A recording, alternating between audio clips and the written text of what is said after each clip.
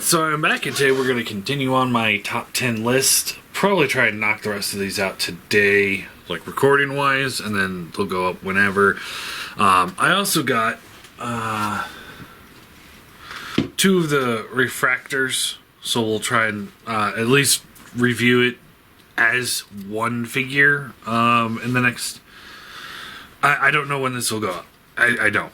It'll somewhere in between these videos. I'll get his review up. I've got Red Alert, so we'll throw him in there somewhere. Yeah, I'm not too... Thrilled's not the right word. I'm not too enthusiastic of the review on this, because it's like, we've pretty much seen this. You know, it's Sideswipe.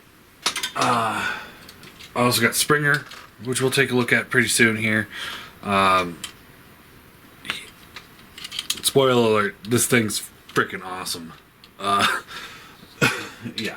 So anyway, let's dive back into my top 10s. Real quick, we'll kind of go over some of the stuff from the first few, because I've been getting people, like, you know, commenting like they're surprised on the placement of Galvatron and like, how could I put Hot Rod on the list at all? It's like, well, you know, Hot Rod and Rodimus Prime, one of my all-time favorite Autobots growing up. Again, I was going off of the basis of the original movie and the Return of Optimus Prime. Those were the only things I grew up with him. Had I grown up with the whole season 3, he probably would be a lot lower, and maybe not on the list. I'm going by... I'm also talking about these characters per the canon that I'm actually familiar with. That's just something to remind you of. Because otherwise, like, you know, I absolutely love Shockwave. You know, he's one of my favorite Decepticons as well. The problem with Shockwave is that the only canon I actually know is the G1 canon from the cartoon, as opposed to, you know, other things I've read about him where he's actually a really big badass and kind of treacherous towards Megatron as well. Or a better example is Predaking. You can't see it, but here's a Predaking right here. You know, I love Predaking. You know, it's like they eventually became the Predacons for the Beast Wars. You know, they're the ones that essentially the only Decepticons that truly survived the original war. But I haven't actually read the canon for it, so I can't sit there and say, like, oh yeah, I like the characterization to it, because it's all like kind of speculation to me at this point. Or things that I kind of created in my mind, and now I'm getting muddled with things that actually happened. But that's why, you know, that's why I had to kind of just put a, you know, that caveat of, like, these are my favorite characters based on the canon that I actually witnessed and not other things. So, but for me, I love Hot Rod still. And Rodimus.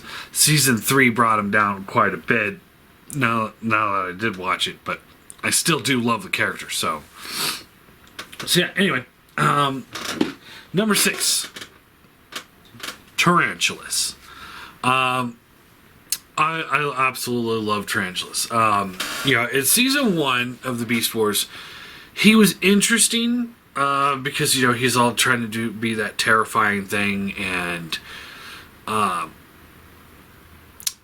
you know, but he also kind of felt a little bit more like just another trooper.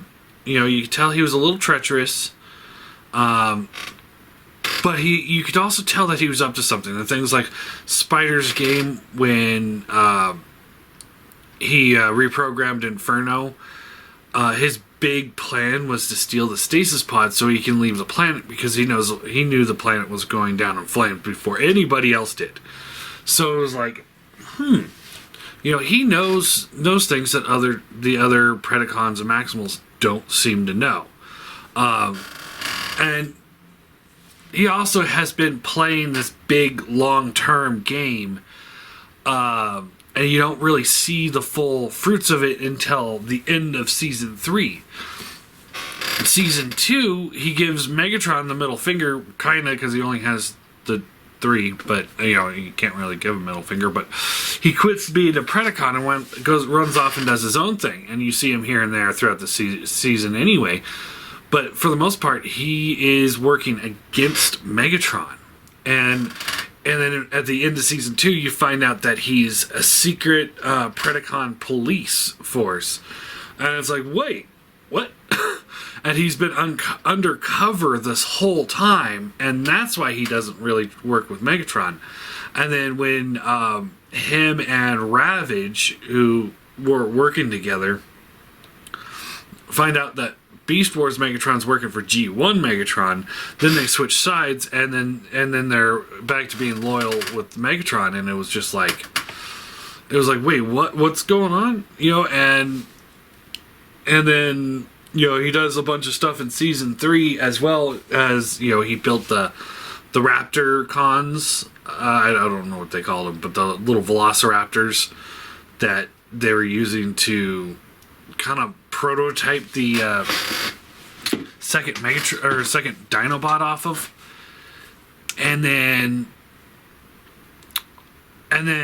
he also builds the fake Optimal Optimus that Quickstrike was piloting, that can control the real Optimal Optimus.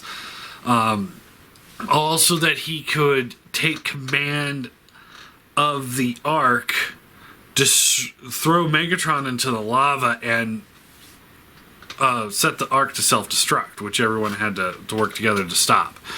And then, like, I mean, dude's fucking awesome. I love Tarantulas. And then he,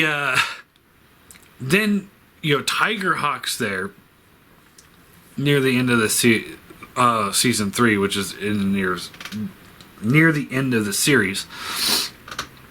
And Tiger Hawk is uber powerful, but Tarantulas is still able to overpower him until he fucks up and dies.